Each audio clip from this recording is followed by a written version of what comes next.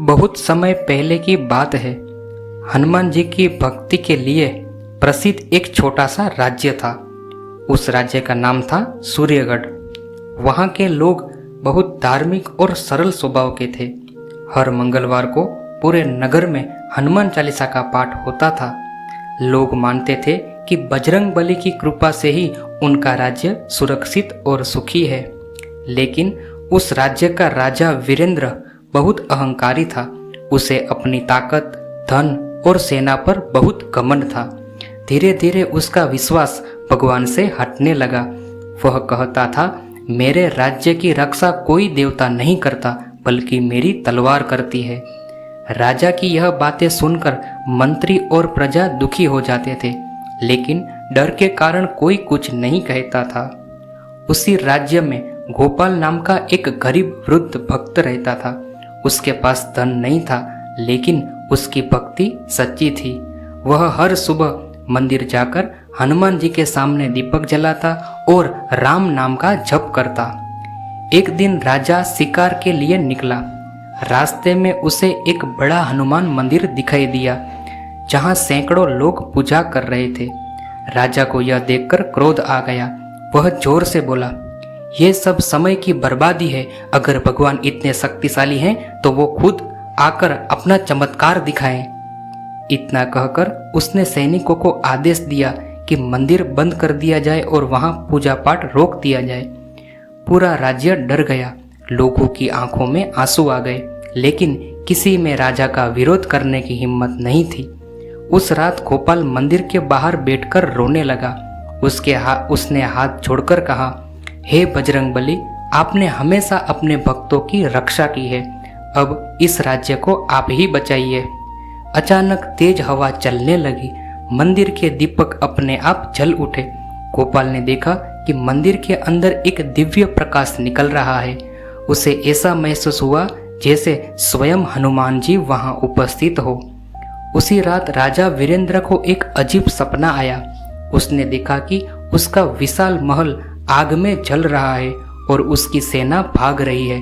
तभी आसमान में एक विशाल वानर प्रकट हुआ, जिसकी आंखें में अग्नि जैसी चमक थी। वह गर्जना करके बोला, अहंकार मनुष्य का सबसे बड़ा शत्रु है। राजा डरकर नींद से उठ गया। उसका पूरा शरीर कांप रहा था, लेकिन उसका घमंड अभी भी खत्म नहीं हुआ था। अगले दिन उसने पूरे राज्य में घोषणा करवा दी कि अब कोई भी हनुमान जी की पूजा नहीं करेगा। जो आदेश नहीं मानेगा उसे कठोर दंड मिलेगा। यह सुनकर प्रजा और भी दुखी हो गई, लेकिन गोपाल ने हार नहीं मानी। उसने अपने छोटे से घर में दीपक जलाकर हनुमान चालीसा का पाठ शुरू कर दिया। उसी समय अचानक आकाश में काले बादल छा गए। तेज तूफान शुरू हो गया। बिजली इतनी जोर से चमकी कि पूरा महल हिलने लगा।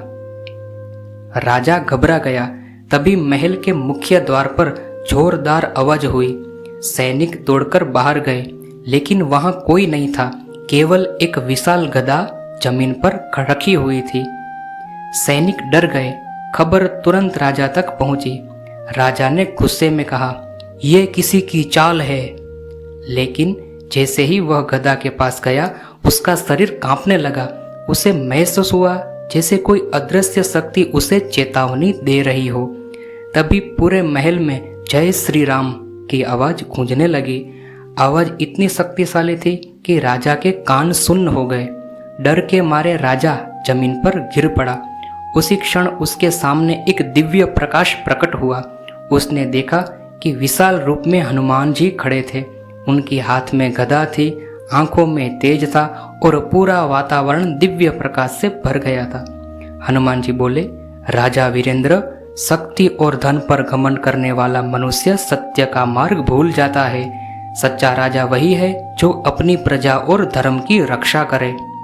राजा रोने लगा। उसका अहंकार टूट चुका था। उसने हाथ जोड़कर कहा, प्रभु, मुझे क्षमा कर दीजिए। मैंने अपने घमंड में आकर बहुत बड़ा पाप किया है। तभी दिव्य प्रकाश धीरे धीरे गायब हो गया। अगली सुबह राजा स्वयं मंदिर पहुंचा। उसने पूरे राज्य के सामने अपने अपराध की क्षमा मांगी और मंदिर दोबारा खुलवाया। उस दिन पूरे सूर्यगढ़ में उत्सव मनाया गया। लोग खुशी से जय बजरंगबली के नारे लगाने लगे। राजा वीरेंद्र अब पूरी तरह बदल चुका था। उसने गरीबों की सहायता शुरू की और हर मंगलवार को स्वयं मंदिर जाकर पूजा करने लगा। गोपाल की आंखों में खुशी के आंसू थे। उसने आसमान की ओर देखा और देखकर कहा, सच्चे मन से की गई भक्ति कभी व्यर्थ नहीं जाती। कहते हैं कि उस दिन के बाद सूर्यगढ़ राज्य में कभी कोई बड़ा संकट नहीं आया।